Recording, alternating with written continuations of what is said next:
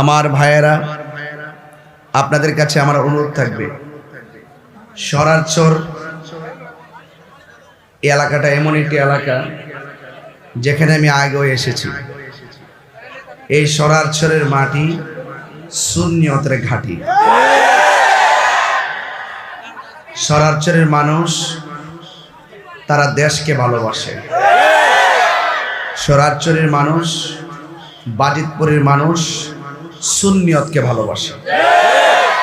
বাজিতপুরের মানুষ সম্প্রীতিকে ভালোবাসে। বাজিতপুরের মানুষ দাঙ্গা হাঙ্গামা পছন্দ করে না। বাজিতপুরের মানুষ মারামারি কাটাকাটি পছন্দ করে না।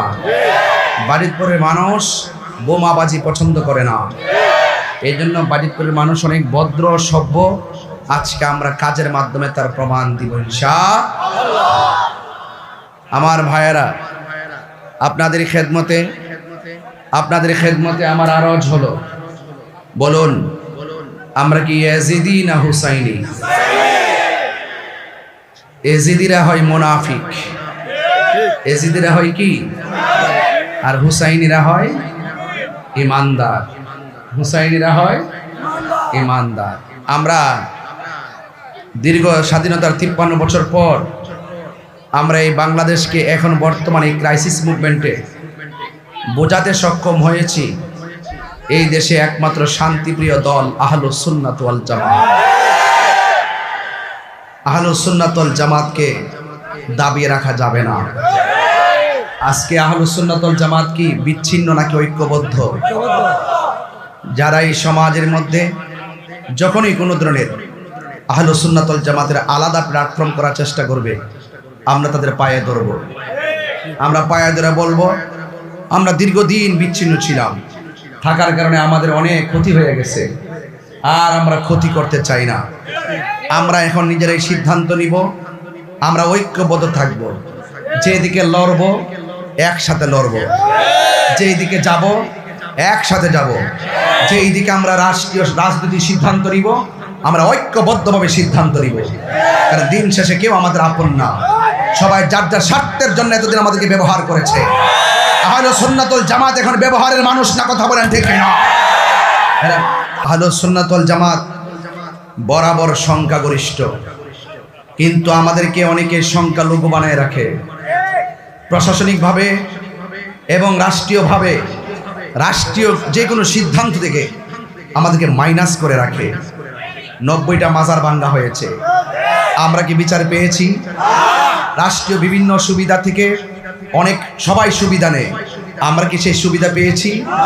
রাষ্ট্রের গুরুত্বপূর্ণ জীবন বিভিন্ন জায়গায় বিভিন্ন সিদ্ধান্তে অন্যরা করে, আমাদেরকে সেই সিদ্ধান্তে রাখে। তাহলে আর কি আমাদের কিছু বোঝার বাকি আছে? আর কি বোঝার বাকি আছে? এই জন্য আপনাদের সকলকে ঐক্যবদ্ধ থাকতে হবে। যখনই কোনো ডাক দেওয়া হবে ঐক্যবদ্ধ থাকবেন, হুসাইনি কাফেলা নিয়ে এগিয়ে যাবেন।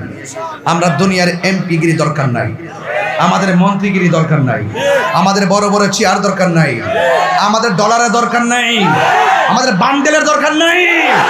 আমরা মদিনার আদর্শ এই দেশে প্রতিষ্ঠা করব, যে আদর্শের মধ্যে কোনো মারামারি থাকবে না, যে আদর্শের মধ্যে কোনো খুন খারাপি থাকবে না, যে আদর্শের মধ্যে কোনো চাঁদাবাজি থাকবে না, যে আদর্শের মধ্যে দুর্নীতি থাকবে না। হুসাইনি মুসলমান যারা ইমানি চেতনায় কাজ করবে তারা কখনো লাল চক্ষুকে ভয় পাবে না। কারণ আমাদের চোখের মধ্যে আছে মদিনাওয়ালার প্রেমের সবুজ গম্বুজের দৃশ্য। এই জন্য আপনাদের সকলকে বলবো ঐক্যবদ্ধ থাকতে হবে। আমি পায়ে ধরে বলছি আপনাদেরকে ঐক্যবদ্ধ থাকতে হবে। যদি ঐক্যবদ্ধ থাকেন দেখবেন ইনশাআল্লাহ রাষ্ট্রযন্ত্র এতদিন আমাদেরকে মাইনাস করে রেখেছে, রাষ্ট্র আমাদের কাছে আসতে বাধ্য হবে। আমাদেরকে বলতে হবে রাষ্ট্র কেমনে চলে, আপনারা বুদ্ধি দেন। শান্তিতে কিভাবে আপনারা শান্তি প্রতিষ্ঠা করেন? আপনারা এত বড় বিশাল গোষ্ঠী এইভাবে কিভাবে শান্তি লালন করেন? এই শান্তি ঘরে ঘরে পৌঁছাতে হলে কি করতে হবে আপনারা সুন্নিরা আমাদেরকে সিদ্ধান্ত দেন। এর বিনিময়ে কি করতে হবে? কি করতে হবে? কি করতে হবে? আমরা কাউকে মাইনাস করতে চাই না। আমরা জানি সব আমাদের দেশের নাগরিক, যে যে ধর্ম যে আদর্শ লালন করুক আমরা ম্যানেজের মাধ্যমে তাদেরকে বুকে টেনে নিব। আমরা হিন্দু খ্রিস্টান বৌদ্ধ মুসলিম এই দেশে বাস করছে, আমরা প্রত্যেকের ধর্ম শান্তিপ্রিয়ভাবে পালন করার জন্য আমরা সুরক্ষা দিব। কথা বলেন ঠিক কিনা? অন্য কোনো ধর্মের মানুষের উপর আমরা হস্তক্ষেপ করবো না, এবং মানুষ এই বাংলাদেশের মানুষকে আলাদা করে আমরা তাদেরকে বিচ্ছিন্ন করে আমরা নিজের স্বার্থকে হাসিল করব না। আমি আপনি আমরাই বাংলাদেশ। কারা কারা বাংলাদেশ হাত তোলেন। আল্লাহু আকবার।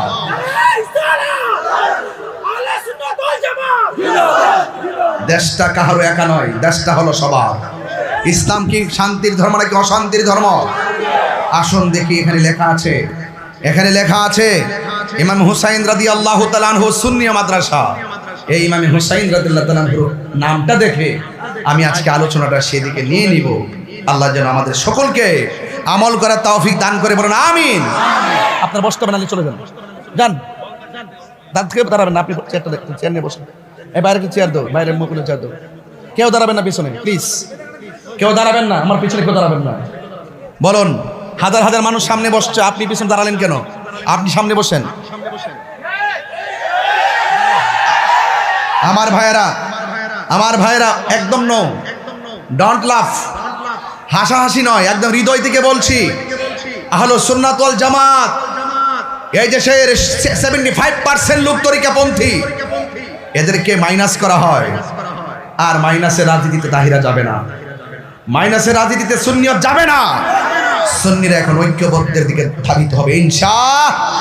কারা কারা আমার কথার সাথে একমত হাত তুলে দেখাতে হবে ইনশাআল্লাহ।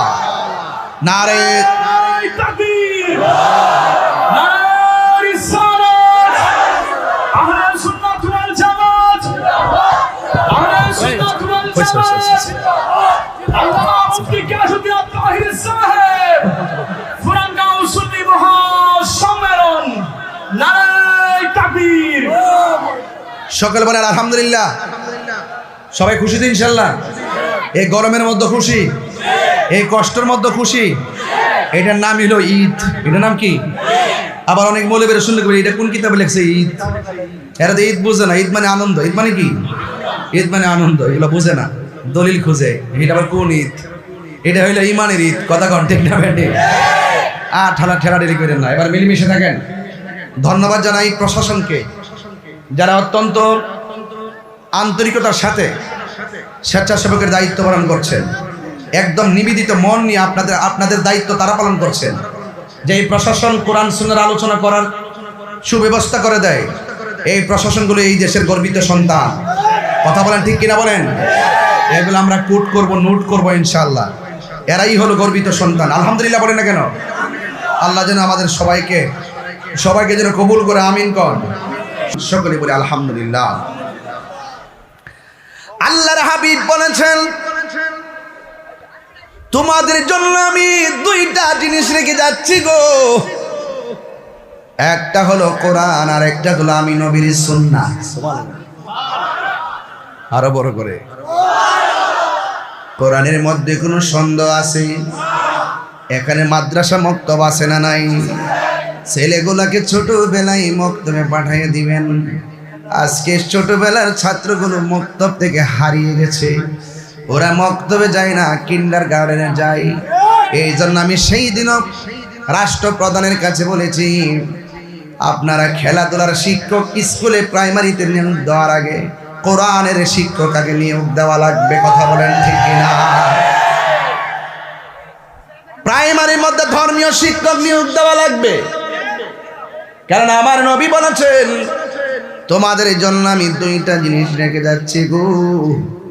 একটা হলো কোরআন, আর একটা হলো সুন্নাহ। ওয়াজ শুরু হয়ে গেল। এখন প্রশ্ন হলো, হুজুর দুইটা জিনিস রেখে গেল, এটা কিন্তু অন্য কোনো মানুষ রেখে যায় নাই, আমার নবী রেখে গেছে। নবীর কথার দাম আশিকদের কাছে কম না বেশি? এই কোরআন এমন একটা কালাম, এই কোরআন এমন একটা গ্রন্থ যে এই গ্রন্থের মধ্যে কোনো জাররা পরিমাণ সন্দেহ, আওয়াজটা আসতে হইলে কোনো রে বাবা, সন্দেহ। এই কোরআনটা কেমন? কয় যারা কোরআন কারীমের একটা অক্ষর তেলাওয়াত করবে, আল্লাহ রাব্বুল আলামিন তার আমল নামায় 10টা নেকি দান করে দিবে। এই কোরআনের মধ্যে এমন একটা সূরা যেই সূরাটার নাম সূরা ইখলাস। সুবহানাল্লাহ। যে সূরার নাম কি? সূরা ইখলাস, যেটা কুল হুয়াল্লাহু আহাদ। আল্লাহর হাবিব বলেন, ও পৃথিবীর মানুষ, সূরা ইখলাস যদি কেউ একবার মহব্বতে তেলাওয়াত করে, আমার আল্লাহ রাব্বুল আলামিন কোরআনের 3 ভাগের 1 ভাগ তেলাওয়াতের সওয়াব দান করে দেয়। এই কোরআনের কেউ যদি 2 বার সূরা ইখলাসটা তেলাওয়াত করে, আল্লাহ রাব্বুল আলামিন কোরআনের 3 ভাগের 2 ভাগ তেলাওয়াত করার সওয়াব দান করে।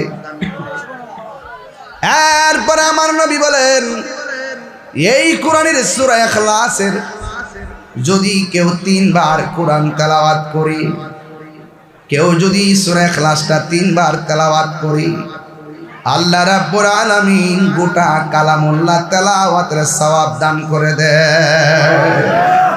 আহা, মা ফাতেমাতুজ জোহরা পাকে পাঞ্জাতনের সদস্য, আহলে বাইতের সদস্য, তিনি সব সময় ফজরের নামাজের পরে 10 বার সূরা ইখলাস পড়তেন।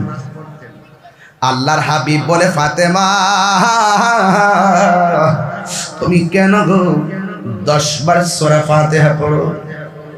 কোরআনে কি আর কোন সূরা নাই? প্রতিদিন ফজরের পরে 10 বার সূরা ইখলাস পড়ো, মাগরিবের নামাজের পরে 10 বার সূরা ইখলাস পড়ো। এই সূরাটার প্রতি তোমার এত নেশা কেন? মা ফাতেমা বলেন, নবী গো, নেশা বুঝি না, এই সূরাটারে বড় ভালোবাসি। আর জোরে বলেন। এবার আমার নবী বলেন, ফাতেমা, ও ফাতেমা, তুমি যে ফজরের নামাজের পরে 10 বার সূরা ইখলাস পড়ো, মাগরিবের নামাজের পরে 10 বার সূরা ইখলাস পড়ো, কিয়ামত পর্যন্ত কেউ যদি এই আমলটা করি, তুমি ফাতেমার আমলটা করি, ও সরার চরা আম্মা, তোমার ঘরেই তো আমাদের জন্ম। ও মা, তোমার কুটির থেকেই তো লক্ষ লক্ষ কোটি কোটি সন্তান। তোমার একটু ভালো করে বলে দিয়ে যাই গো আম্মা, খবরদার মা ফাতেমা রঙে রঙিন হয়ে যান। ও সরাসরের মা গো, ও বাজিতপুরের মা, আমি শুনেছি পুরুষের চাইতে দ্বিগুণ মা বোনরা মাহফিল শুনতে আইছে, কিন্তু আমি একটা কথা কইয়া যাই, আপনি যদি মা ফাতেমার সঙ্গে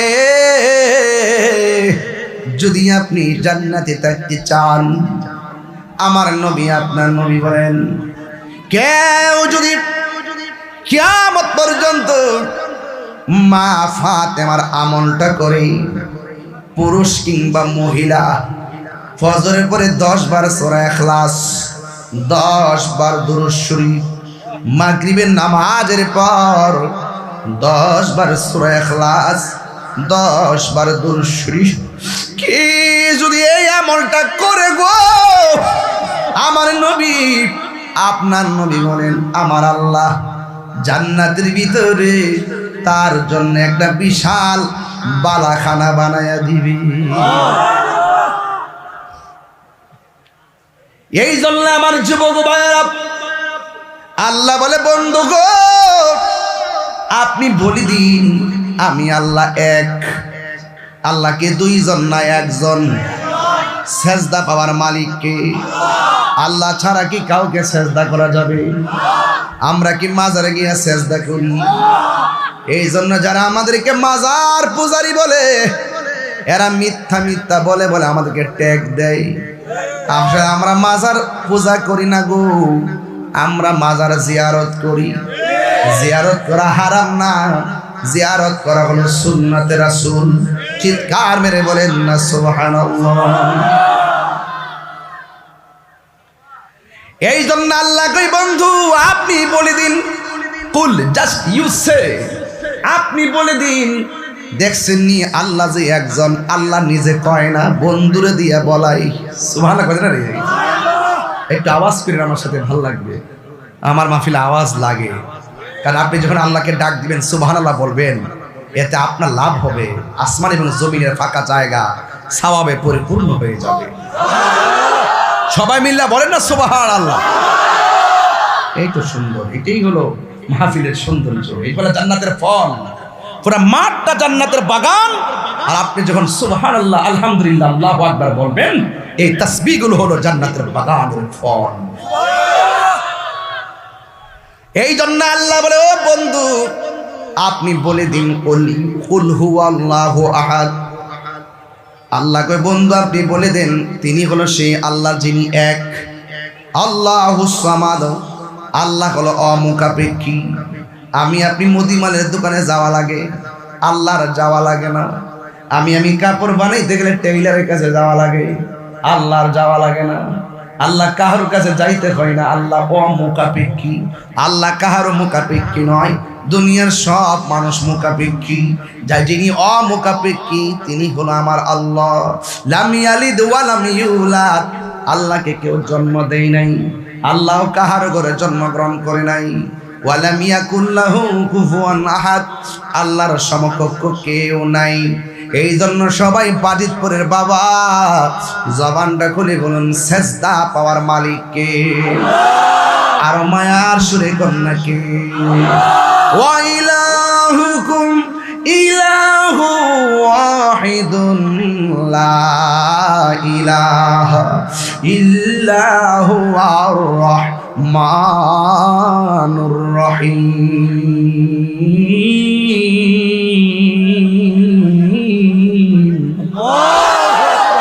আল্লাহ কয়জন? এই জন্য আমার যুবক ভাইয়েরা, আল্লাহ হলো একজন, কোরআনে আছে। ওই কোরআন মানতে হবে। আমার নবী বলেন, আমি তোমাদের জন্য দুইটা জিনিস রেখে গেলাম, এক নম্বরে হলো কোরআন, দুই নম্বর হলো সুন্নাহ। কেউ যদি রমজান মাসে কোরআন খতম দেয়, রমজান মাসে যদি কেউ কোরআন খতম দেয়, হাসরের ময়দান যেদিন কায়েম হবে, যেই দিন পায়ের তলে পানি থাকবে, মাথার উপরে সূর্য থাকবে, সূর্যের তাপে পানিগুলো দুনিয়ার আগুনের চাইতে 70 গুণ বেশি গরম হবে। ওই কঠিন মুসিবতের সময় আমার নবী, আপনার নবী বলেন, যখন কিছু কিছু উম্মতকে জাহান্নামের দিকে নেওয়া হবে, ওই কিছু কিছু উম্মতের সামনে কোরআনটা জাহান্নামের গেটে দাঁড়ায়া যাবে। আল্লাহ বলবে, দাঁড়াও, রাস্তা ক্লিয়ার করো, সে জাহান্নামী। কোরআন বলবে, আল্লাহ আমি জানি সে জাহান্নামী হইতো, কিন্তু তোমার বান্দাটা রাতের বেলা ঘুমাই নাই, না ঘুমাইয়া আমি কোরআনকে তেলাওয়াত করেছে, আমি একটু সুপারিশ করি তারে জান্নাতে দিয়ে দাও।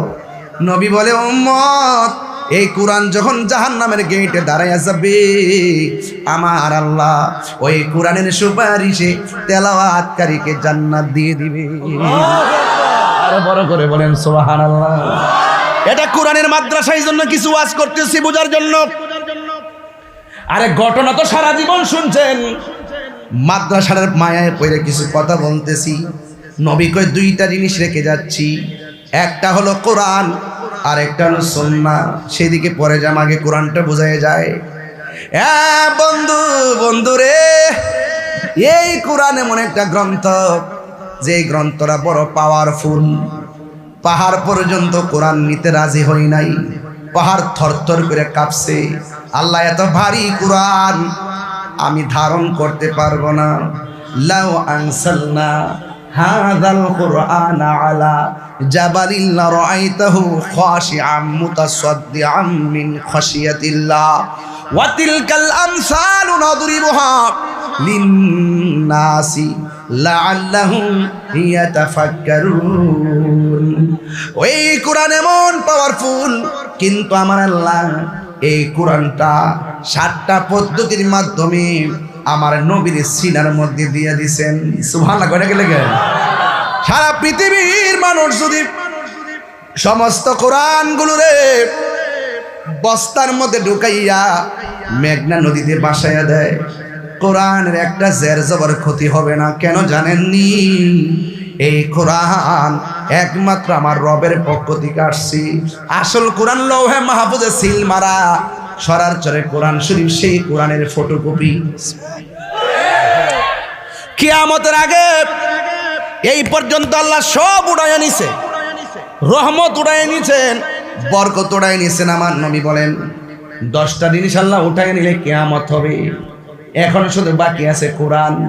এমন একটা সময় আসবে মানুষ কোরআন পড়ার জন্য পাগল হয়ে যাবে, কিন্তু পৃষ্ঠা উল্টায়া দেখবে কোনো পৃষ্ঠার মধ্যে আর কোরআনের লেখা নাই। যেদিন সেটা উঠাইয়া নিবে সেই দিন কিয়ামত হয়ে যাবে। হ্যাঁ, এই জন্য কোরআন বড় ভারী জিনিস। আল্লাহু আকবার কেন? খুব ভারী জিনিস। এই পৃথিবীটা ততদিন পর্যন্ত টিকে থাকবে যতদিন পর্যন্ত ইমানদার থাকবে। দেখছেনি, দাড়িওয়ালার অভাব নাই, টুপিওয়ালার অভাব নাই। দেখবেন দোকানে বই আড্ডা মারে, নামাজের টাইমে তাদের খবর নাই। আসেনি এমন পাগল? আর আসেনি বাবা? এই জন্য এরাও মুসলমান, তুমিও মুসলমান। আরে কারবালার মাঠে ইয়াজিদ মুসলমান, হুসাইনও মুসলমান। দুইজনেই নামাজ পড়ছে, মুখে দাঁড়িয়ে আছে। ইমান নাই ইয়াজিদ বাহিনীর। কথা কোন ঠিক কিনা? এই জন্য আমি আপনাদের কাছে বলে দিয়ে যাই, ইমানদার যতদিন পৃথিবীতে থাকবে, লা ইলাহা ইল্লাল্লাহু মুহাম্মাদুর রাসূলুল্লাহ সাল্লাল্লাহু আলাইহি ওয়াসাল্লাম। ঠিক কিনা রে বাবা? এই জন্য আমার নবী, আপনার নবীর উপরে এই কোরআনটা 7টা পদ্ধতির মাধ্যমে নাজিল হলো। আমার নবী এই কোরআনটার সিনার মধ্যে ধারণ করলেন।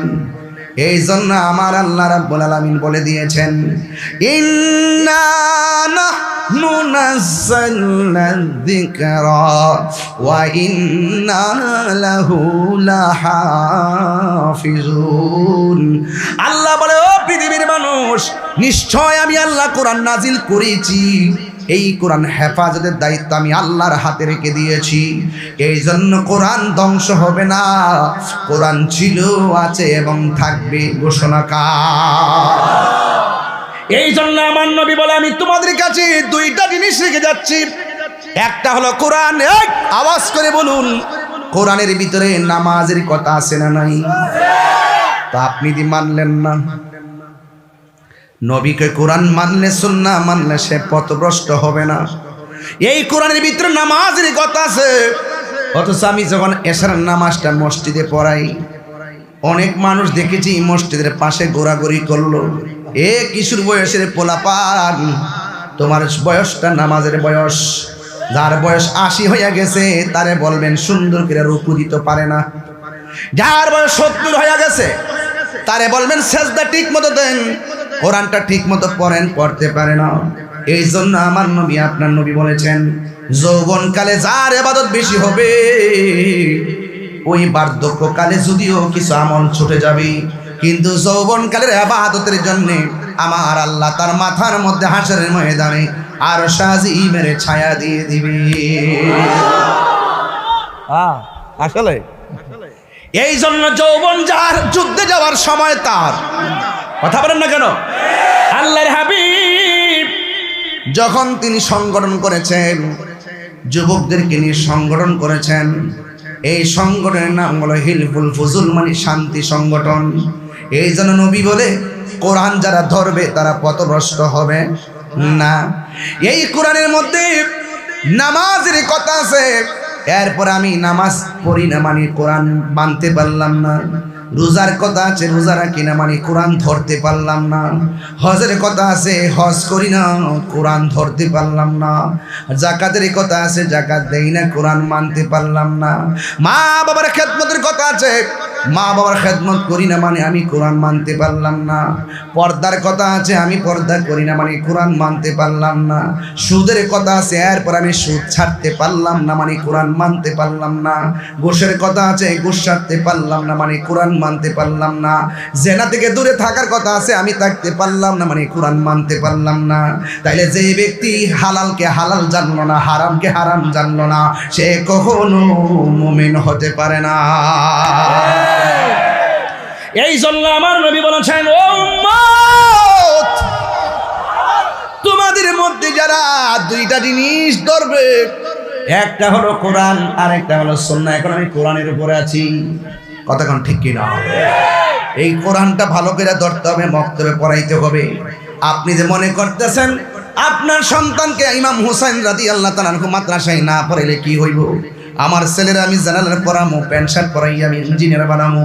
আরে ওই ইঞ্জিনিয়ার হওয়ার পরেও মরা ইঞ্জিনিয়ার, যার অন্তরের ভিতরে কোরআনের আলো থাকবে না। কথা বলেন ঠিক কিনা? ওই মাওলানা হওয়ার পরেও ভিতরটা অন্ধকার, যদি কোরআন সে আমল না করে। কথা বলেন ঠিক কিনা? এই জন্য যুবক, এই মুহূর্তে যদি আমি দাঁড়া করাই, যদি বলি সূরা হুমাজা পড়ো, তোমার দাঁত ভেঙে যাবে। যদি বলি সূরা নসর পড়ো, তোমার দাঁত ভেঙে যাবে। হয়তো কোনো রকম বাংলা পড়তে পারবা, শুদ্ধ করে পড়তে পারবা না। শুদ্ধ করে না পড়লে গুনাহ হয়। কথা বলেন ঠিক কিনা? এই জন্য আমার হাজার হাজার আশিকিন জাকিরিন মুহিবিন পাগলের দল, এই কোরআন আমাদের সরার চর আছে না নাই? বাজিত পড়ে আছে না নাই? এখন প্রশ্ন হলো, হুজুর কোরআন তো সবাই পড়ে। কেউ কোরআন পড়ে, গলার কণ্ঠের নিচে যায় না। না যাওয়ার কারণ আছে। আমার নবী আরেকটা হাদিস বলছে, আমি তোমাদের জন্য দুইটা জিনিস রেখে যাচ্ছি, একটা হলো কোরআন আর একটা হলো আমার আহলে বায়ত। যার ভিতরে আহলে বায়তের প্রেম থাকবে না গো, জবান দিয়া যত কোরআন পড়ুক না কেন, জবান দিয়া যতই নামাজ পড়ুক না কেন, তার কোরআনের আয়াতের হাকিকত তার কণ্ঠের নিচে নামবে না।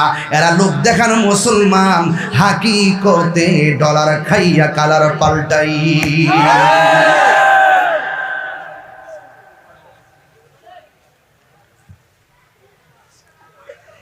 এই জন্য আমার সরারচরের বাবারা, এই সরারচরে ঘরে ঘরে কোরআন আছে না নাই?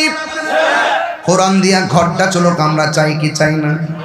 কোরআন দিয়া সমাজটা চলুক আমরা চাই কি চাই না? কোরআন দিয়া পুরা দেশটা চলুক আমরা চাই কি চাই না?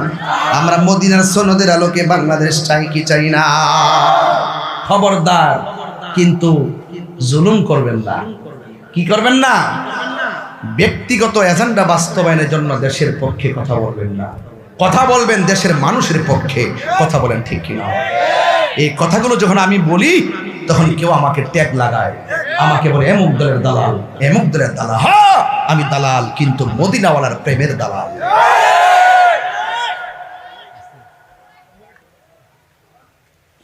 গভীর মনোযোগ। এই কোরআনের ভিতরে আমার আল্লাহ চমৎকার ভাবে অনেকগুলো দিক নির্দেশনা দিয়েছেন। আল্লাহ রাব্বুল আলামিন বলতেছেন, মা আতাকুমুর রাসূলু ফাখুযুহু ওয়া মা নাহাকুম আনহু ফান্তাহু। ও পৃথিবীর মানুষ, তোমরা আমি আল্লাহর পক্ষ থেকে আমার বন্ধু যা নিয়ে এসেছেন ভালো তা গ্রহণ করো, যা খারাপ তা থেকে তোমরা দূরে থাকো। আমার নবী বলে, মান আহাব্বা সুন্নতি ফাকাদ আহাব্বানি ওয়া মান আহাব্বানি কানা মাইয়া ফিল জান্নাহ। যেই ব্যক্তি আমার সুন্নতকে ভালোবাসলো, সে যেন আমি নবীরে ভালোবাসলো। সুবহানাল্লাহ। কোন গেলে রে? দাড়ি রাখার দরকার আছে না নাই? রাখেন না কি লাগা? রাখলে বুঝি বুড়া বুড়া লাগবো, লাগলে বুঝি মানুষে তোমার স্মার্ট বলবে না। কেডা কইছে স্মার্ট বলবে না? দাড়ি এমন একটা জিনিস রে, হাতের মধ্যে একটা আংটি আসেনি। কথা গেল আসেনি রে বাজান। আমি মারা যাওয়ার পরে আংটিটা কি রাখবে না খুলে ফেলবে? হ্যাঁ, খুব মনোযোগ। হাসির খোরাক দিচ্ছি না। এখানে 4-5টা ছেলে আছে, অ্যালার্ট থাকো, ডোন্ট লাফ। শুরু থেকে খেয়াল করছি, একটু আবেগে কথা বলতেছ। জানি এটা মহব্বত, কিন্তু সব জায়গায় আবেগ চলে না। এটা জান্নাতের বাগান। আপনি যদি বেয়াদবি করেন, মদিনাওয়ালা বেজার হয়ে যাবে। মদিনাওয়ালা যদি বেজার হয়ে যায়, আপনি ধ্বংস হয়ে যাবেন। 4-5 জন খুব অ্যালার্ট সামনে ধরে আছেন। আর আমি, আপনারা জানেন, আমার চোখের ভাষায় অনেক শাসন আছে। আমি মুখের মিষ্টি হাসিতে আপনার সাথে কথা বলি, এই জন্য এই না যে আপনি আমার সামনে বেয়াদবি করবেন। হাসির আড়ালে চোখের ভাষায় একটা শাসন আছে, এই জন্য আমি পাবলিককে কন্ট্রোল করতে পারি ইনশাআল্লাহ। আমি এত মিশুক না যে আপনাকে বেয়াদবি করার প্রশ্রয় দিব।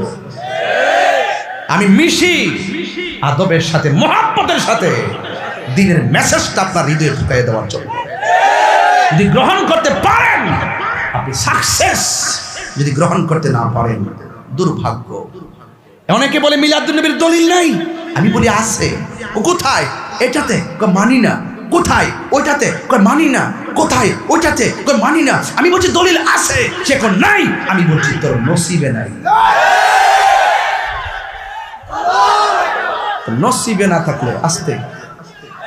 এই জন্য তোর সামনে গরম ওয়াজ করি না। শুনেন, আমি কি কথাকে খারাপ বলছি? আমি কি খারাপ বলছি? আমি প্রচলিত ভাষায় আরব বলেন, বাংলাদেশ বলেন, সব জায়গায় দিবসকে ঈদ বলে। দিবসকে কি বলে? এই যে শ্রমিক দিবস, আপনি আরবি রাজকাজে বের করবেন, এই শ্রমিক দিবস মানে কি? মানে লেখা আছে ঈদ শব্দ, ঈদ দিয়ে তারপরে শ্রমিক শব্দ উল্লেখ করা হয়। শ্রমিক দিবস, আন্তর্জাতিক এমুক দিবস, তেমুক দিবসের প্রত্যেকটার ওয়ার্ডে আরবি ভাষায় দিবস আসে। দিবস। আপনি ঈদ মানে ওই ঈদুল ফিতর নেন কেন? ঈদ মানে ঈদুল আজহা নেন কেন? আমরা তো এটাকে শরীয়তের মানদণ্ড রেখে ওয়াজিব ফরজ মনে করে জশ্নে জুলুস করি না। এটা তো আমার নবী এসেছে, নবীর শুভ আগমনে আনন্দ হয়ে মিছিল করি। কথা বলেন ঠিক না? সাবিল না চলে আর জিহাদ মানিস না। জিহাদ কর্ম ইসরায়েলের বিরুদ্ধে, ঠিক কেন কোন? জিহাদেরও জায়গা আছে। হুদুদি গরের গড়ে লেগে লেগে করছে জিহাদ জিহাদ জিহাদ আর চালা ঠিক করছে। মানুষ তো বুঝ জ্বালাইছে, মানুষের বুঝ জ্বালাইছে যে এটা তো আসলে চেয়ারের লেগে না। চেয়ার ফাইলি তো সব শেষ। আর কিছুক্ষণ সময় দিয়ে আপনাদেরকে। আচ্ছা বলেন তো, আমি যাতে কোনো ওয়াজ করছি একটা মানুষের জন্য যথেষ্ট না? একটা মানুষের হেদায়েতের জন্য এই পর্যন্ত কথাটা যথেষ্ট কিনা বলেন? তা আমি তো প্রসঙ্গ করে বলছি যে দেখো, তুমি ওয়াজে এসেছো, এটা তোমার ভাগ্য। তুমি ওয়াজে এসেছো, এটা তোমার ভাগ্য। আসার পরে তুমি বেয়াদবি করো, এটা তোমার দুর্ভাগ্য। আমি এটাই বোঝাতে চেয়েছিলাম, আসাটা তো ভাগ্যের ব্যাপার, নিয়ামত দিয়ে বাড়িতে যাওয়াটা সৌভাগ্যের ব্যাপার। কিন্তু আসার পর আমাদের দেশে দেখবেন না, জুম্মার নামাজের পরে একটা কথা বলবো হুজুর, বলবো আলিফ সাহেব, বলবো আমরা দেশের জুম্মার নামাজ যারা পরে দেখবেন, জুম্মার ফরজটা পড়ার পরে সব বাইরে জায়গা গুণা লইয়া বাইরে। গুণা কি লইয়া বাইরে? কারণ এরপরে যে সুন্নত, যে বাদাল জুম্মা যে সুন্নতটা, এটা সুন্নতে মুআক্কাদা। এরপরে 2 রাকাত যে আপনাদের অবশ্যই পড়তে হবে। আপনি না পইরা দেখবেন ওই একটু আগে যায় ঢুকে খুতবা দিয়ে নামাজটা 2 রাকাত পরে বাইরে জায়গা, এটার নামই নাকি জুম্মা। আরে বাবা, আপনি আগে পরে 2 রাকাত 4 রাকাত, প্রথম কাবলার জুম্মা, পরে বাদাল জুম্মা, আপনি এগুলো পড়বেন না, লাইন দিয়ে বাইরে যান গা। অনর্থক সময়টা কষ্ট করে গেছেন ভিতরে জুম্মার মসজিদে, এটা আপনার সৌভাগ্য। কিন্তু সবগুলো নামাজ তারতিবের সাথে আদায় না করে ফরজ পড়ার পরেই আপনি বেরিয়ে গেছেন, আপনি দুর্ভাগ্য। এটা সৌভাগ্য সবাই ধরে রাখতে পারে না। এই যে আমি আমার কথা বলি, আমি যে জায়গায় কথা বলি, যে স্টেজে কথা বলি, আমি তো প্রতি মান্থলি কয়েক কোটি লোকের সামনে কথা বলি। প্রতি মান্থলি কয়েক কোটি লোকের সামনে কথা বলি। আলহামদুলিল্লাহ, 2-3টা মাহফিল করি, কত হাজার হাজার মানুষ হয়, কত মানুষ ওয়াজ শুনে, আর অনলাইনের হিসাব নাই। আমি নিয়ামত পেয়েছি। এখন আমি যদি এখানে একটা প্যান্ট শার্ট পরে চলে আসি, আপনারা কি আমাকে গ্রহণ করবেন? আমি পেয়েছি এইভাবে, এই স্টেজটা আমি পেয়েছি এই ড্রেসে। আমি ইচ্ছে করলে আমার কণ্ঠ আছে, আমি কথা বলতে পারি, আমার জোরে কথা বলতে পারি। বাট আমি যদি পাওয়ার পরে এখানে এসে যদি আমি মুখে যা মন চায় তাই বলি, যেটা কোরআন সুন্নাহর সঙ্গে যায় না, মানুষকে আমাকে গ্রহণ করবে? জুতাটা বাইরে আমাকে বের করে দিবে। এই জন্য আমি এটা পেয়েছি, আমি শুকরিয়া আদায় করি, আমি এটাকে ধরে রাখার চেষ্টা করি। আপনি মাহফিলে এসেছেন, আপনি জুমার নামাজে ঢুকেছেন, আপনি মুসলমান হয়েছেন, আপনি মুমিন হয়েছেন, কোরআনকে জেনেছেন, হাদিসকে জেনেছেন, ইজমাকে জেনেছেন, কিয়াসকে জেনেছেন, শরীয়তকে জেনেছেন, তরিকত হাকিকতকে জেনেছেন, হাকিকতকে জেনেছেন, মারিফতকে জেনেছেন, তাসাব্বুরকে জেনেছেন, তাসদিককে জেনেছেন, বায়ানকে জেনেছেন, বদিকে জেনেছেন, যত ইলম শুনেছেন সবকিছুকে নিজের জীবনে শুরু শেষ মৃত্যুর আগ পর্যন্ত ধরে রাখার নামই হলো সফলতা। কথা বলেন ঠিক না? এই জন্য আমি বলি জুলুম করা যাবে, ক্ষমতা পাইলে জুলুম করা যাবে, একটু আল্লাহর পক্ষ থেকে নিয়ামত পেয়ে গেলেই অহংকার করা যাবে। আমাদের মধ্যে তো অহংকার অনেক বেশি বেড়ে গেছে, ঠিক কে লেখানো বাড়া? আমাদের তো অহংকার বেশি বেড়ে গেছে। অহংকার পতনে, সবাই যুবকরা বলো অহংকার পতনে। অহংকার করা যাবে, ধাক্কাধাক্কি করা যাবে, মুনাফিকি করা যাবে, গীবত করা যাবে, বহতান করা যাবে, পরনিন্দা করা যাবে, হিংসা করা যাবে, একজন আরেকজনকে ভালোবাসা, এটার নাম হলো ইসলাম। এটার নাম কি? এই জন্য রাসূল বলছেন আমি দুইটা জিনিস রেখে যাচ্ছি, একটা হলো কোরআন আর একটা হলো সুন্নাহ। এই দুইটা জিনিস যদি তোমরা ধরে রাখো কখনো পথভ্রষ্ট হবে, আরো যদি পথভ্রষ্ট হবে। এবার যুবকরা শুনেন, এই ছেলেরা কথা বলবো না। এবার আমার নবী আপনার নবী রাহমাতুল লিল আলামিন বলে গো, মান আহাব্বা সুন্নতি ফাকাদ আহাব্বানি ওয়া মান আহাব্বানি কানা মাইয়া ফিল জান্নাহ। যে এই ব্যক্তি আমার সুন্নতকে ভালোবাসলো, আমি সুন্নতকে বলতে চাই আরেকদিকে ঢুকছিলাম, এতক্ষণ কোরআন বুঝাইলাম। সুন্নতকে ধর্ম মানে হলো আমি মারা গেলে আংটি কি রাখবে, কথা আমার জুতাগুলো রাখবে, পাঞ্জাবিটা রাখবে, গায়ের মধ্যে গেঞ্জি রাখবে, পায়জামা রাখবে, লুঙ্গি রাখবে, কোনো কিছু রাখবে না, সব খুললে একটা সাদা কাপড় পরে দিব। কাপড়ের নামটা কি? আরো জোরে কম। হাই রে ও বাজিতপুরের বন্ধু, আগে বুঝাইলাম কোরআন, এরপরে ওয়াজ ধরলাম সুন্নতে রাসূল। মারা যাওয়ার পরে ড্রেস সব খুলে ফেলবি, আংটিটা খুলে ফেলবি, ঘড়িটা খুলে ফেলবি। এখন যদি বুদ্ধি কিরা মুখের মধ্যে দাড়ি না রাখো, মনে করতেছ আমি বুদ্ধি করছি মানুষ আমার সুন্দর কইব, দাড়ি না রাখলে মারা গেলে কি আলগা দাড়ি লাগাই দিলে কাম হইব? আর যদি দাড়িটা রাখতে পারো, গায়ের সব খুল্লা ফেলে দিলেও এই সুন্নতটা মুখে থাকবে কি থাকবে না? এই জন্য বলছি সময় থাকতে সব চিনেন। সবচেয়ে বড় সেলিব্রেট হলো দাড়িওয়ালা, সবচেয়ে বড় সেলিব্রেট হলো কোরআনে হাফেজ, সবচেয়ে বড় সেলিব্রেট হলো আশিকে রাসূল। এই জন্য সুন্নতকে আঁকড়ে ধরা লাগবে।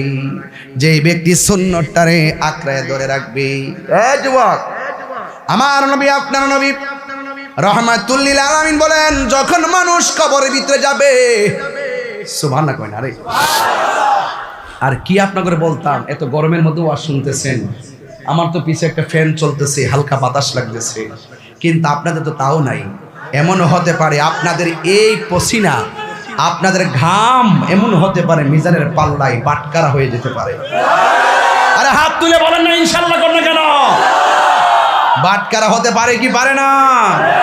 আপনি সত্যের জন্য এক কদম হাঁটলে এক কদম সওয়াব, আপনি নামাজের জন্য এক কদম হাঁটলে এক কদম সওয়াব, আপনি ন্যায়ের কাছে এক কদম হাঁটলে এক কদম সওয়াব, আপনি মানুষকে এক কদম উপকার করতে গেলে সেটাই সওয়াব। কথা বলেন ঠিক কিনা? এতে কোনো সন্দেহ? আরো যারা সন্দেহ, গভীর মনোযোগ। এই মাদ্রাসার কথা বলছিলাম। আমার যুবক ভাইরা, আমার নবী আপনার নবী বলতেছেন, পৃথিবীর মানুষ যখন মানুষকে কবরের মধ্যে নামায় দেওয়া হয়, কবরের মধ্যে কি সাথে এমপি যাইব? হেড টুট লড়ছই না, হের সাথে যাইব, হের সাথে এ বুবার মধ্যে এমপি চাই দিচ্ছে। আরে কিছু কস না, কয়া মরস না, মুখটা তো দিছে আল্লাহর হক তাতে করতেইব, দিছে জন একটু ভালো ভালো কথা কয়া মরস না। কান্ডা জন দিছে ইচ্ছা ভালো কথা কয়া শুনে শুনে মরো বাবা। চোখ জন দিছে একটু ছায়া বালা দিকে ছায়া চেয়ে মরো, আর ওই ব্রিজে গাড়ি দেখো না, বুঝছো নি? যে এইভাবে ব্রিজে দাঁড়াইতে হবে পুনা 3 রাস্তার মোড়ের মধ্যে স্কুলটা ছুটি হইলে সব তত্ত্বে আমরা কাছে আছে কয়ে দিছি কথা না আমরা ফোলাফান্ডি করে ফোলাফান্ডি ঠিক আছে রে সেটা আচ্ছা এই ফোলাফান্ডি যদি একদিন রাজি হয়ে যায় যে সরার সর্তিকা মাদকিয়া বা ডেন্ডি ফেন্সি গাঞ্জা 24 ঘন্টার ভিতরে 24 হাত মাটির নিচে ঢুকাই দেবো আমাদের ফোলাফান্ডি যদি রাজি হয় এটাকে সম্ভব কি সম্ভব না ফোলাফান পারে না আবার কি তোমরা কাছে তো এখন বাংলাদেশ ঠিক কিনা বলো কিন্তু অন্যায় করা যাবে জুলুম করা যাবে খবরদার খবরদার বলে দিলাম এই জন্য হ্যাঁ তাকে রয়েছে এমনি কিছু লড়াচড়া কইর বললাম হ্যাঁ এর টেনশনে আছে টেনশন আল্লাহু আকবার জোরে কর ইয়া রাসূলুল্লাহ কর এত শান্তিপ্রিয় ভাবে গরমের মধ্যে কন্ট্রোল করে ওয়াজ করতেছি আপনাদের ধৈর্য দেখে তো আমি অবাক হয়ে যাচ্ছি কথা কোন ঠিক কিনা আওয়াজ করে কোন আল্লাহু আকবার কোন গেলে কেন ইয়া রাসূলুল্লাহ কোন তো একটু জবানটার হক আছে না নাই আরে মুখটার হক আছে না নাই কথা আসতে গেলে দিলে কোনো সমস্যা আছে তো থাকলে ক যাক এখন কইব মারহাবা জোরে কর এই মাদ্রাসাটা যে আছে খুশি না বেজার ছাত্র পড়ানোর দরকার আসেনি ছাত্র দেওয়ার দরকার আসেনি মুকুল ভাই জানে কো দাগেছে গা আচ্ছা এই লোকটা নিজে দাতা সদস্য জায়গা দিচ্ছে মাদ্রাসা করছে অনেক কষ্ট করে করছে আপনাদেরকে অনুরোধ করব আমি এই প্রতিষ্ঠানটা এইভাবে দেখতে চাই না আমি চাই এখানে ফাউন্ডেশন হবে এবং এখানে 2 তলা 3 তলা হবে 1 তলার মধ্যে আমরা হুজুরদের জন্য রেস্ট হাউস হবে সেখানে এসে উলামা একরাম সরাসরি আসলে যেন এখানে এসে বিশ্রাম নিতে পারে কথা বলেন ঠিক কি না এটা এলাকার জন্য নিয়ামত না কিয়ামত এবং এটা হবে সুন্নতের ক্যান্টনমেন্ট কথা বলেন ঠিক কি না এই জন্য এই প্রতিষ্ঠানটা ধরে রাখার দায়িত্ব কুমিল্লার মানুষের ঠিক কি না হ্যাঁ ঠিক বলে কুমিল্লার বেড়াই যায় তোর কোরবানি দিব ওই যে কিলাম না হ্যাঁ হ্যাঁ হ্যাঁ অশান্তি সমস্যা আছে আল্লাহু আকবার জোরে কোন এই সরারচরের মানুষ সরারচরের প্রতিষ্ঠান করতে হবে আপনার ঘর আপনাকে রক্ষা করতে হবে কু আনফুসাকুম ওয়া আহলিকুম নারা আগে তুমি বাঁচো তারপর জাতিকে জান্নাতের দিকে আহ্বান করো জাহান্নাম থেকে বাঁচার জন্য এলান করো তবে আগে নিজে নামাজ পড়ো সন্তানকে মসজিদে নিয়ে যাও তারপরে তোমার পাশের ঘরে দিনের দাওয়াত দাও এটাই হলো ইসলাম ঠিক কিনা বলেন প্রত্যেকটা ঘর যদি ঠিক হয়ে যায় দেশ ঠিক হয়ে যায় প্রত্যেকটা ঘর যদি ঠিক হয়ে যায় দেশ ঠিক হয়ে যাবে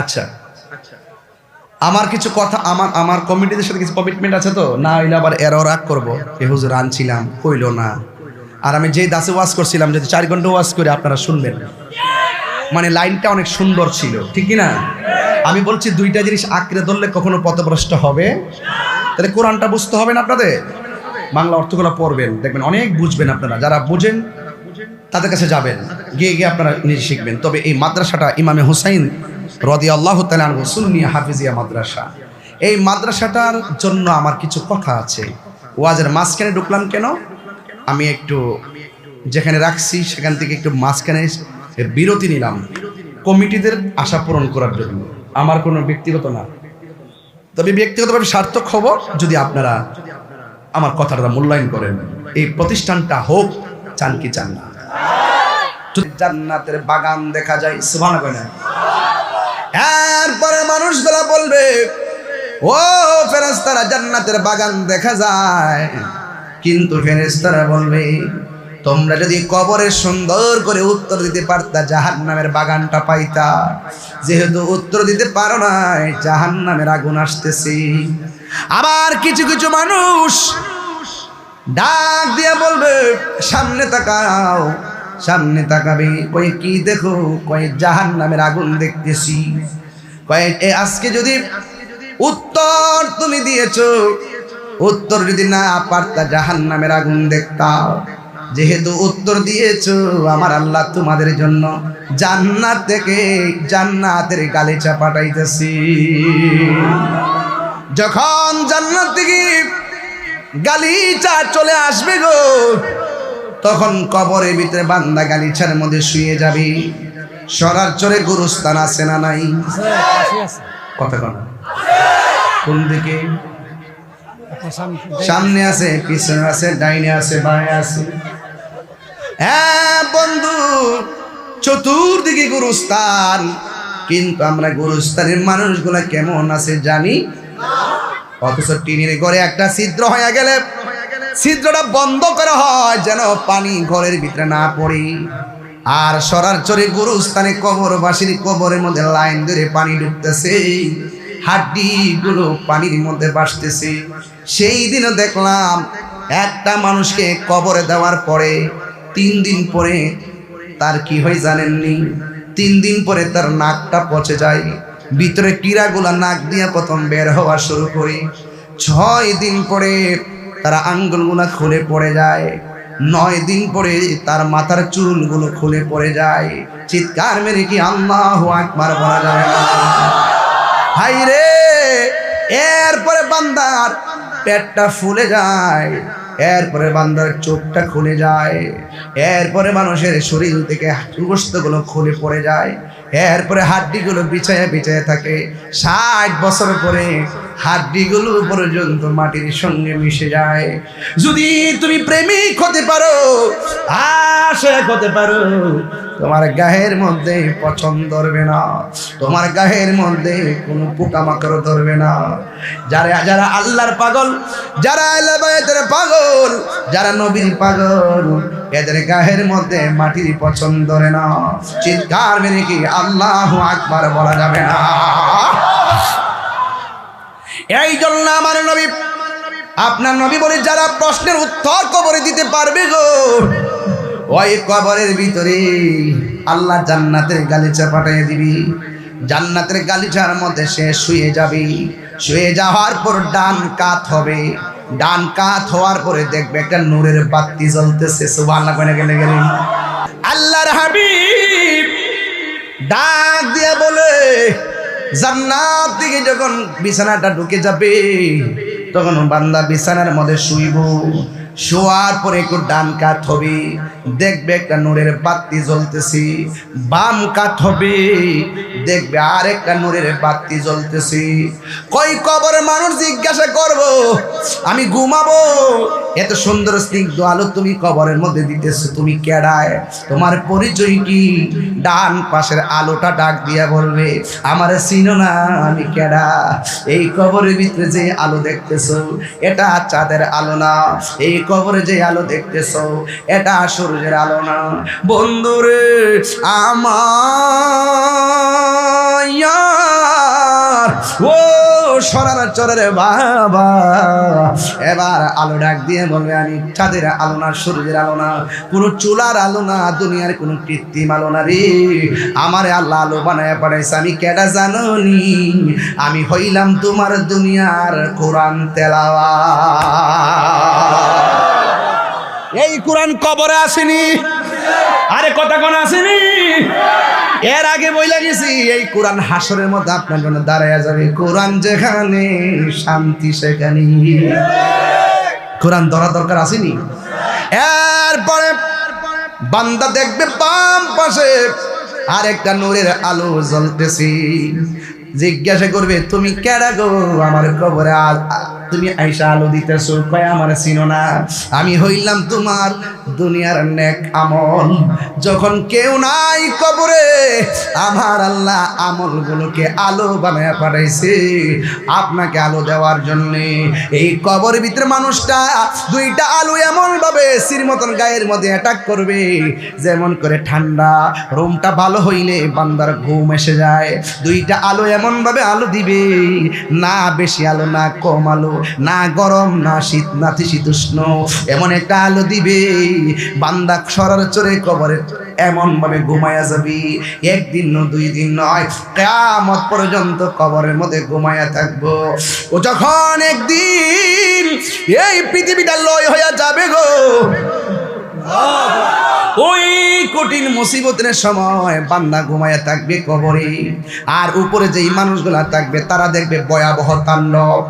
এই বন্ধুরে আমার, এমন একটা তাণ্ডব, ইজাস সামাউ ফাতারাত, আকাশ থেকে নক্ষত্রগুলো খুলে খুলে পড়ে যাবে, আকাশটা ফেটে যাবে। ওয়া ইজাল কাওয়াকিবু তাসারাত, এবং আসমানে যেই তারকাগুলো আছে এক একটা তারকা পৃথিবীর চাইতে আরো বেশি বড়। আপনি তো মনে করেন তারকাটা মনে কপালের টিপের মতন, না না, এক একটা তারকা পৃথিবীর চাইতে আরো বেশি বড়।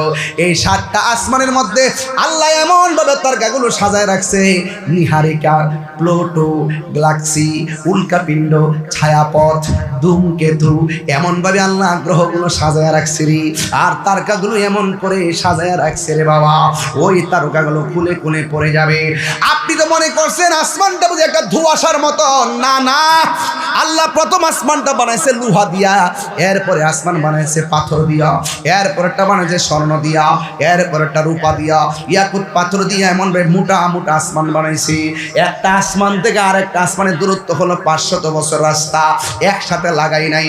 আল্লাযী খলাকাকা ফাসাওয়াকা ফাআদালাক, আল্লাহ রাব্বুল আলামিন বলতেছেন আমি এই পৃথিবীটাকে সুন্দর করে সাজায় রাখছি। কিভাবে কয়, আল্লাযী খলাকা সাবআ সামাওয়াতিন তিবাকা, আমি আল্লাহ আসমানটা বানাইলাম স্তরে স্তরে বানাইলাম, একটা আসমান থেকে আরেকটা আসমানের দূরত্ব 500 বছর রাস্তা। কিয়ামতের আগে ওই আসমানের মধ্যে আমি আল্লাহ যে তারকাগুলো লাগাইছি গো, ওই মানুষ যখন জিন্দা থাকবে ওই মানুষের উপরে তারকাগুলা খুলে খুলে পড়ে যাবে, আসমানটা ফেটে যাবে, টুকরা টুকরা হইয়া পড়ে যাবে, টুকরা টুকরা হইয়া পড়ে যাবে। ও বন্ধুরে আমার, শুধুমাত্র তাই নয়, কয়ওয়া ইজাল বিহারু ফুজ্জিরাত, দুনিয়ার জমিনে নদী আছে, দুনিয়ার মধ্যে সাগর আছে, মহাসাগর আছে, নদী আছে, উপনদী আছে, খাল আছে, নাল আছে, পুকুর আছে, ডুবা আছে।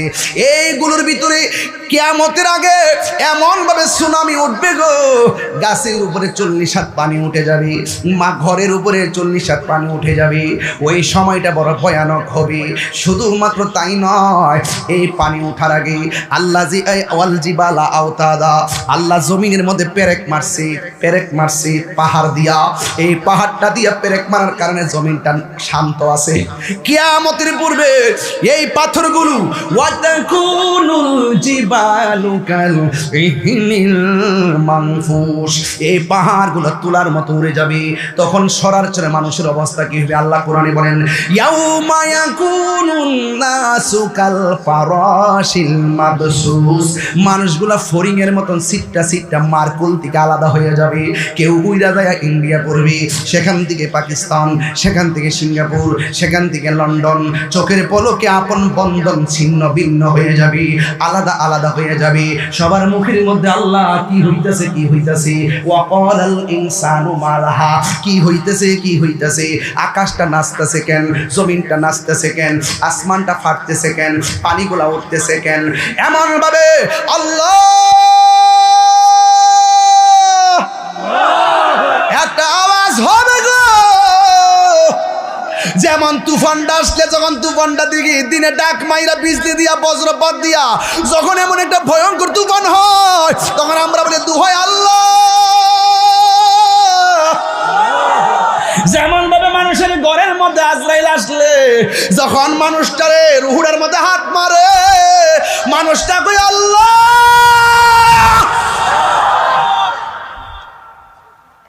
শেষ একটা ডাক মারে গো। এমন ভাবে হয় হয় শুরু হইয়া যাবে। সাহাবীরা ওয়াজ শুননা একদম কাঁপতে শুরু করলো, নবীর জবানে ওয়াজটা শুননা, কিয়ামতের কথা শুননা।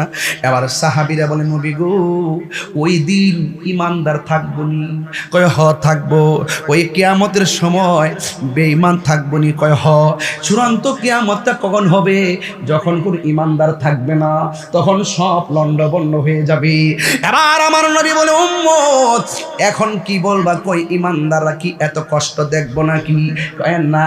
তাইলে ওই সময় সময়, কিয়ামতের সময় ইমানদারের অবস্থা কি হবে? এরা কি একসাথে মরবে নাকি আলাদা আলাদা? এরাও কি কিয়ামতের আযাবের সম্মুখীন হবে নাকি? আমার নবী বললেন না। কই কেন?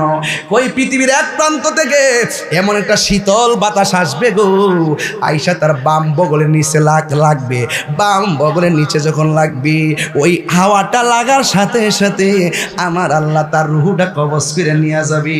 এই কিয়ামতের তাণ্ডব বেঈমানের জন্য, ইমানদারের জন্য নয়। যেমন করে মানুষ যখন মারা যায়, বেঈমানের জন্য মরণ হবে কঠিন, কিন্তু ইমানদারেরটা ভিন্ন। রূহটা ঠিকই কবজ হবে, ইমানদারও মরবে, বেঈমানও মরবে, কিন্তু ইমানদারটার মরণ কেমন হবে?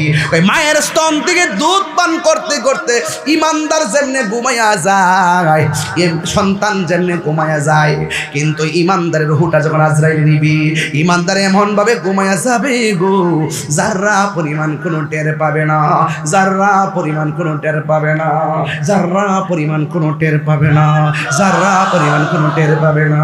এমন মরণ আমি তাহির নসিব হইব নি, এমন মরণ আমার সরাসরি প্রেমিকের নসিব হইব নি। হ্যাঁ হইব রে বুবো, হইব। কোরআন দিয়া জীবনটারে সাজাও, সুন্নাত দিয়া জীবনটারে আলোকিত করো, মা বাবার কদমে পইরা যাও, হারাম খাইও না, হালাল খাও। দেখবা মরণের কালে চোখটার দিকে যদি চোখটারে যদি বাঁচায় রাখতে পারো, দেখবা মরণের কালে তোমার ঘরের সামনে নবী আইসা দাঁড়ায়। যদি তোমার জবানটারে ঠিক রাখতে পারো, দেখবা মরণের সময় তোমার জবান দিয়া কালিমা নসিব হইতাছে। হায় রে, হায় রে, হায় রে। এই জন্য যুবক দ্বারা হইলো দুইটা, একটা হলো নেগেটিভ আর একটা পজিটিভ। আমার নবী, আপনার নবী বলেন, যখন পাহাড়গুলা উড়ে যাবে তখন জমিনটা কাঁপতে শুরু করবে। কেমন? ইজাজুল জিলাতিল আরদু জিলজালাহা, যখন জমিন তার কম্পনে প্রকম্পিত হবে। ও আখরাজাতিল আরদু আসকালাহা, জমির নিচে কয়লার খনি, গ্যাসের খনি, তামার খনি, সব খনিগুলা বের হয়ে যাবে, স্বর্ণের খনি বের হয়ে যাবে। কিন্তু কোনো দিন ওই দিন সন্তান স্বর্ণের জন্য লোভ করবে না। তার একটাই কথা, কি হইল, কি হইল, কি থেকে কি হয়ে গেল। কুল্লু মান আলাইহা ফান, সব লন্ড বন্ড হয়ে যাইতেছি। এখন পৃথিবীটা নাচতে, পৃথিবীটা নাচতে শুরু করতেছে। মানুষ বলে ওয়াকালাল ইনসানু মালাহা, কি হইল, কি হইল, কি হইল, কি হইল। আল্লাহর হাবিব, কিয়ামতের যেই কম্পনটা শুরু হবে, আকাশটা যেইভাবে ফাটবে, জমিনটা যেইভাবে নাচবে, এই কম্পনটা কেমন হবে বুঝাইতে যায় আমার নবী বলেন, ওই কিয়ামতের সময় যদি কোনো মহিলা ডেলিভারিতে থাকে, বাচ্চারা যদি 3 মাসের বাচ্চা হয়, এই জমিনটা নড়াচড়ার কারণে, কম্পনের কারণে এমনভাবে ঢেউ উঠবে, ভূমিকম্প, জমিনে কাঁপাকাপির কারণে 3 মাসের বাচ্চা ডেলিভারি হয়ে বাচ্চা বেরিয়ে যাবে, 4 মাসের বাচ্চা ডেলিভারি হয়ে যাবে, এমন জোরে নাচবো। 5 মাসের বাচ্চা ডেলিভারি হয়ে যাবে, 7 মাসের বাচ্চা ডেলিভারি হয়ে যাবে, 8 মাসের বাচ্চা ডেলিভারি হয়ে যাবে। এই কষ্টটা কেমন হবে আপনারা বোঝেন না। আজকে সরাসরি আম্মারে যে জিজ্ঞাসা করবেন, আম্মা তাহির যদি ডেলিভারির কথা কইলো, ডেলিভারিটা কেমন জিনিস? মা আপনারা জবাব দিব, পুত্রে আমি তোরে যেদিন পেটের মধ্যে রাখছিলাম, তুই আমার পেটের মধ্যে তাইকা 10 মাস তোর দিন যখন থেকে আল্লাহ তোরে হাত পা কবরে পেটের মধ্যে দিছে, সেই দিন থেকে আমার লাইতে গুম কাইরা নিছর, সেই দিন থেকে লাইতে আমার খাওন কাইরা নিছর।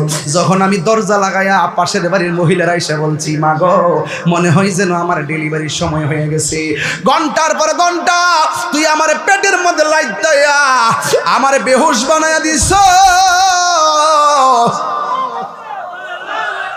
এমন অনেক মা আছে ডেলিভারির সময় বাচ্চা প্রসব করার পরে বাচ্চা ওয়া ওয়া করে কান্দে, মায়ের কান্দন বন্ধ হয়ে যায়, বাচ্চা মুখটা নাড়ায়, মার মুখটা বন্ধ হয়ে যায়, ফুটফুটে বাচ্চা চোখ ঘুরায়া ঘুরায়া তাকায়, কিন্তু মার চোখ জীবনের জন্য বন্ধ হয়ে যায়।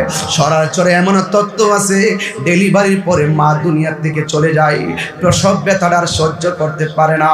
সায়েন্টিস্ট বিজ্ঞানী বলতেছেন, চিকিৎসা শাস্ত্র বলতেছেন যতটুকু ব্যথা হলে মানুষ মারা যায় এর চাইতে কয়েক গুণ ব্যথা হয় মায়ের প্রসবের সময়। কেউ সহ্য ধারণ করতে পারে, কেউ না পারে দুনিয়া থেকে চলে যায়। এই জন্য আমার নবী ওই মায়েরদেরকে একটা শুভ সংবাদ দুনিয়াতে দিয়া গেছে, যদি কোনো মা ডেলিভারি কেসে মারা যায় তাইলে আমার আল্লাহ ওই মহিলাটাকে কবুল আমার আল্লাহ রাব্বুল আলামিন ওই মহিলাটাকে শহীদের মর্যাদা দান করে দেয়। আর চিৎকার মেরে কন্যা আল্লাহু আকবার। বন্ধু, ডেলিভারি কি জিনিস মা কি কই জানেননি? অন্ধকার ঘরের মধ্যে মা কই কই জানেননি? আগে যদি জানতাম ডেলিভারিতে এত কষ্ট, জীবনেও পেটের মধ্যে বাচ্চা নিতাম না। কইলো একটা ছুরি দেশ না, আমার নিজের জীবনটা নিজে দিয়া ফেলায়, এমন ব্যথা তো আর সহ্য করতে পারি না। যখন মা সন্তানটা প্রসব করে, পাশের বাড়ির মহিলা যখন মার কানের মধ্যে মুখটা লাগাইয়া কয় কি করছো কিনা, কথা কয় না। আবার পেটের মধ্যে হাত দিয়ে দেখে লড়ে কিনা, কি করছো কিনা, কথা কয় না। আবার কানের কাছে মুখটা লাগায়, নাকের কাছে মুখটা লাগায়, কি করছো কিনা, কথা কস না কে। কোন রকম ভাবে চোখটা খুললা কই কি কই তোর ছেলে হইছে। ওই ব্যথা আমাকে মন হাতটা লইয়া দুইটা হাত বাড়াইয়া দেয়। সন্তানটা যখন মার বুকের মধ্যে দেয় গো, হাজার প্রসব বেদনা সেকেন্ডের মধ্যে দূর হয়ে যায়, সেকেন্ডের মধ্যে দূর হয়ে যায়, সেকেন্ডের মধ্যে। এটার নাম হলো মা। এই মার পেট থেকে কিয়ামতের সময় বাচ্চা ডেলিভারি হয়ে যাবে। সরাসরি পুরা পাইল। আমি একটা বলছি, নবী বলছে তোমাদের কাছে দুইটা জিনিস রেখে যায়, একটা হলো কোরআন আর একটা হলো সুন্নাহ। কোরআনে আল্লাহ কয় ওয়া ক্বাদা রাব্বুকা আল্লা তা'বুদু ইল্লা ইয়্যাহু ওয়া বিল ওয়ালিদাইনি ইহসানা। পৃথিবীর মানুষ, আমি আল্লাহ ছাড়া কারো ইবাদত করবা না, কিন্তু মা বাবার সঙ্গে ভালো ব্যবহার করো। আমি তাহিরিকে যদি আজকে 1 মিনিটের জন্য ভালোবাসা থাকেন, পায়ের মধ্যে হাত দিয়ে বলে যায় আপনার জিভ আপনার পায়ের মধ্যে আমার জিহ্বাটা দিয়ে ময়লা পরিষ্কার করে দিব, পায়ের ময়লাগুলো। একটা জিনিস শুধুমাত্র দাবি করবো, পোলাপান, যেই পোলাপানগুলো আজকে আমার সামনে, এই পোলাপানগুলো তার মা বাপরে জ্বালায়া আংরা করে ফেলাইতেছি, এই পোলাপানগুলো তার বাপের জ্বালায়া আংরা করে ফেলাইতেছি। টিকটকের পাল্লায় পড়ে গেছে, মোবাইলের পাল্লায় পড়ে গেছে, বাইকের পাল্লায় পড়ে গেছে, বিদেশ যাবার নেশা উঠে গেছে। মা পেটের এক কাজে নিয়ত করছিল হাফেজ বানাইব, চোখের পলকে মার স্বপ্ন ভাঙা টুকরা টুকরা করে দিছে। এই পোলাপানগুলোর মনে করছিল এক মানুষের মতো মানুষ বানাবে। কিশোর বয়সে তারা হাতের মধ্যে সভ্যতার কলম নিয়ে, সভ্যতার কাগজ নিয়ে, সভ্যতার ইতিহাস লেখার কথা ছিল, কিন্তু এই পোলাপানগুলো কলম কাগজ না নিয়ে আজকে তাদের হাতের মধ্যে মাদকিয়া বানিয়েছে। নেওয়ার কারণে সেকেন্ডের ভিতরে মার স্বপ্ন ভাঙা টুকরা টুকরা হয়ে গেছে। কথা বলেন ঠিক কিনা? এই জন্য আমার ওয়াজ যদি আজকে 1 মিনিটের জন্য ভালোবেসে থাকো, পায়ের মধ্যে হাত দিয়া বইলা দিয়া যায়, জীবনে কোনোদিন মা বাবার মনে কষ্ট দিব না। মা বাবার মনে কষ্ট দিয়া তাহিরি কাছে মুরিদ হইয়া আব্বা আব্বা করবা, গরু লইয়া যাইবা, ছাগল লইয়া যাইবা, তোমার মতন মুরিদ তাহিরির দরকার নাই। কথা বলেন, আরো বড় করে বলুন। এবার একটা কথা বলে দিয়ে যাই, শুনেন। আজকে রাতের বেলা বাড়ির মধ্যে যাইবেন, যাইয়া মার পায়ে দিয়ে মাপ চাইয়া বলবেন আম্মা জীবনে যা করেছি আমারে ক্ষমা করে দাও। ওই দোয়াটা আমারে কইরা দাও, যে এই দোয়া করলে আমি বাইরে বুস্তামের মতন আল্লাহর ওলি হতে পারবো। এই দোয়া আমরা চাই কি চাই না? এই পৃথিবীর সবার দোয়ার মধ্যে স্বার্থ আছে, মা বাবার দোয়ার মধ্যে কোনো স্বার্থ নাই। আমি আমার বাবার হারাইছি, গত জুম্মাতেও বাবার রোজার পাশে গেলাম, যাই ঘুরা ঘুরা দাদা হুজুরের কবর রোজাটা দেখলাম, আব্বা হুজুরেরটা দেখলাম গুরুস্থানের মাঝখানে। দেখে দেখে মনে মনে ভাবতেছি আব্বা কেমনে এখানে পড়ে রইছে, কেমনে একলা একলা পড়ে রইছেন। এই ববের সংসারটা সাজাইয়া ফুলা ফুলা করতে করতে জীবনটারে পানি কইরা কেমনে গুরুস্থানের মধ্যে একলা একলা পড়ে রইছেন। পায়ে হাত দিয়ে বললাম 3টা কথা বলল। কয়টা বলছি? 1 নম্বর 5 ওয়াক্ত নামাজ পড়তে, 2 মা বাবার খেদমত করতে, 3 নেশা করা যাবে। এই 3টা জিনিস কারা পালন করে? যারা আহলে বায়তের পাগল। যারা কার পাগল? আহলে বায়তের রাসূল সাল্লাল্লাহু আলাইহি সাল্লামের যারা পাগল। এই যুবক আমার দিকে তাকান, এখন সময়টা দোয়া কবুলের সময়। বলুন আল্লাহু আকবার। গুনার বোঝা মাথায় লয় আমরা কাঁদতেছি, কন্যা আল্লাহ। আরে গুনার বোঝা আমরা কাঁদতেছি, মাফ করে দাও মাহবুব আল্লাহ। এই বন্ধু নাই রে বান্ধব না রে, যেই জায়গায় সেই জায়গার বন্ধু নবী মুস্তাফা। আয় আয় আয় আয়, এই যুবক, এই ছেলে, এই শোনো, এখন দোয়া করার সময়। তোমরা যদি মাহফিলের সিস্টেম না বুঝো, এই মুহূর্তে তো দোয়া করবেন মা বাবার জন্য। এখন তো সবার দিলটা নরম আছে, এখন তো আমাদের মনটা এই বাংলার জমিনে নয়, এই মুহূর্তে তো আমাদের চেহারাটা, চোখটা মায়ের চেহারার দিকে, আমাদের চোখটা বাবার চেহারার দিকে, আমাদের দিলটা মদিনাওয়ালার দিকে। কথা বলেন ঠিক না বেঠিক? এখন আপনার নড়াচড়া করবেন না, প্লিজ প্লিজ বলুন আল্লাহু আকবার। এই আওয়াজের আরো বড় করবেন, আল্লাহু আকবার। নামাজ চাই কি চাই না? নেশা কি করবেন? বন্ধু হলো উত্তম সেই বন্ধু, যেই বন্ধু বন্ধুকে নেশা থেকে ফিরিয়ে এনে হাত ধরে মসজিদে নিয়ে যায়। কথা বলে ঠিক? আর ওই বন্ধু আপনার বন্ধু না। দেখতেছেন যে আপনার পাশে কতগুলা 20-50 জন আপনার বন্ধুগুলা বন্ধু নয়, বন্ধু একজন বানাবেন। যেই বন্ধুকে ফোনটা দিলে আমার রক্ত লাগবে, সে নিজে রক্ত দেওয়ার জন্য প্রস্তুত। ঠিক কিনা বলেন? যেই বন্ধু একটা বানাবেন, যেই বন্ধু আজান দেওয়ার পর আপনাকে ফোন দিয়ে বলবে, দোস্ত আজান হয়েছে ফজরের, চলো মসজিদে যায়। আরে কথা বল না কেন? ঠিক কিনা বলেন? আপনি বলেন যে আপনার বন্ধুর অভাব নাই। কে বলছে আপনার বন্ধুর অভাব নাই? ফেসবুকে দেখেন না 5000 ফ্রেন্ড, একটা লেখা দিয়া দেখেন 12 জন কমেন্টস করে না।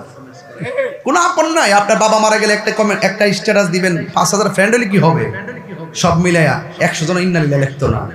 বোঝা গেল কেউ কারো আপন না। যিনি আপন হবে তিনি সোনার মদিনা। কথা বলেন ঠিক কিনা? আরো জোরে আল্লাহু আকবার। আপনারা কি আমার প্রতি রাগ করেছেন? আমি কি কোরআন সুন্নাহ আর প্রয়োজনীয়তার বাইরে একটা কথা বলেছি? আমাদের হেদায়েতের বাইরে কি একটা কথা বলেছি? এরপরে যদি সকালবেলা সরাসরি বাজারে কেউ আমার বদনাম করে, বুঝবেন যে এই মাহফিল শুনেছে সবাই, কিন্তু তার নসিবে হয় নাই। আল্লাহ আমাদের সকল কবুল করুক, আমিন।